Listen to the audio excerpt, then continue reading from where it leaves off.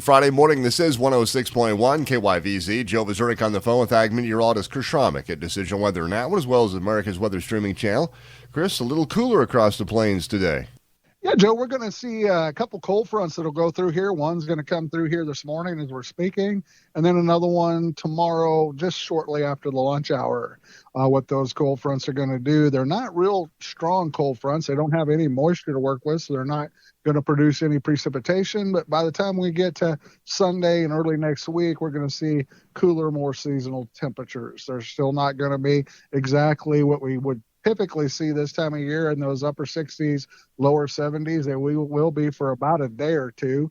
Sunday, Monday looks like we'll be right in that range, and then we'll see our morning temperatures in that middle to upper 30s, just a degree or two below freezing in the low-lying areas. We might have some frost out to the west, but it does look like our temperatures following these two fronts will be Sunday, Monday in those upper 60s, lower 70s. Then by the middle of the week, we're in the middle 70s, head back towards 80 by the end of the week.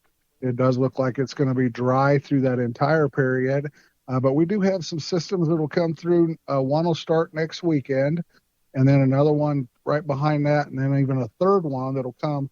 That first one will kind of glance to the north through the northern plains, and then those next two will come over the Rockies and through the central plains, which will increase our chances for either rain or snow, depending on the temperatures. Maybe snow out to the west in Colorado in the higher elevations, rain out here on the plains. We hope we don't get dry slotted with those lows going right over us, but that is more typical and seasonal for what we need to get some rain back in the forecast. And also some cooler temperatures. We'll probably be talking highs 60s, 70s with those systems, maybe some 50s, and those overnight lows finally going below freezing. Out there this morning, we're starting out at 52 in Burlington, 51 in Goodland and Colby, Oakley, 48 in McCook, 50 in Oberlin. We got that northwest breeze at 5 miles per hour. It will pick up when the front moves through here at 10 to 15. Could elevate the fire condition concerns for a brief period. And then tomorrow we do have a fire watch in place for the counties north and west of Sherman, Rollins, and Hitchcock.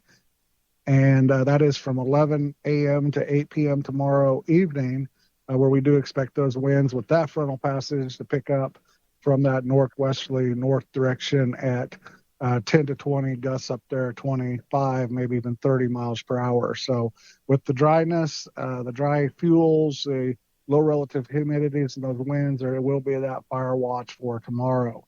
Today's highs will be in the lower 80s, tomorrow's highs in the upper 80s, and then Sunday we're in those upper 60s, low 70s, and like we discussed before, maybe some frost Monday.